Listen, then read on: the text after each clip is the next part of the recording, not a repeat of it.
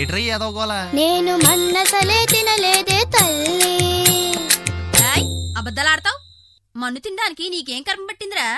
నీకు వెన్నల్లేవా, జున్నుల్లేవా, అరిసెల్లేవా, పోనీ అటుకుల్లేవా? నీకు నీకు లడ్డు మిఠాయి నీకు,